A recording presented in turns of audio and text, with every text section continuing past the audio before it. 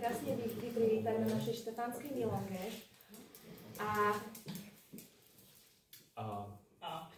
Z celého srdca ďakujeme, že ste prišli, vážne. Že sa tu tak spájajú.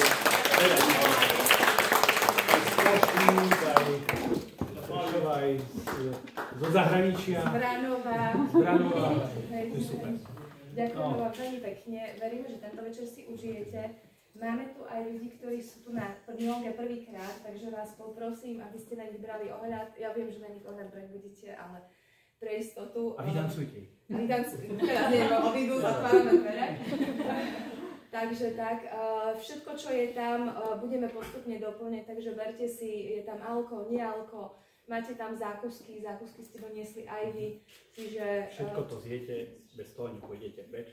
To práve nebudem. Takže takto.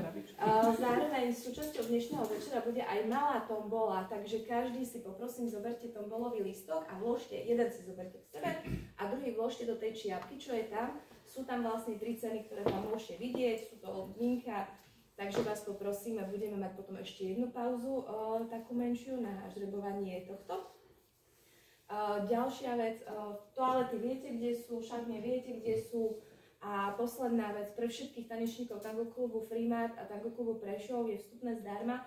Všetci ostatní, čo ste mimo klubu, vás poprosím, vstupné je 10 €. Tam sme tiež dali tam, kde košík, je tam košík, takže vás poprosím potom dať 10 € za milongu. Dúfam, že si užijete dnešný večer tak, ako si ho užijeme my. Budeme mať zo pár prestávok a vsúviek aj a tak. Je to pre vás. A hlavne je to pre vás. Ďakujeme. Takže ďakujeme krásne. Tento parket nie je len parketom Števátáni a Miša a Evky, ale ostatní. A začiatočníci vám hovorí, vy nepozerajte, ako ostatní tancujú, poďte tancovať. Nie je dôležité, čo povieš, dôležité je, ako povieš. Čiže nie je dôležité, čo tu zatancuješ, ale ako to zatancuješ. Nie, to máme všetci robiť. Áno. Áno.